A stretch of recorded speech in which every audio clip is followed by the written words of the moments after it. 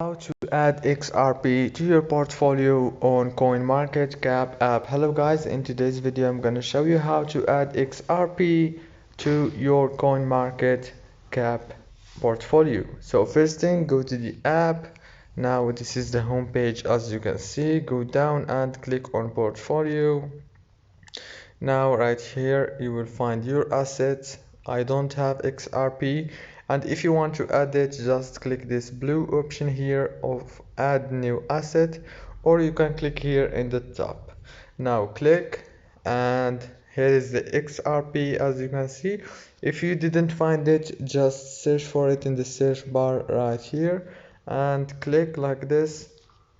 Now choose the amount of XRP that you want. For example, I'm gonna choose $100.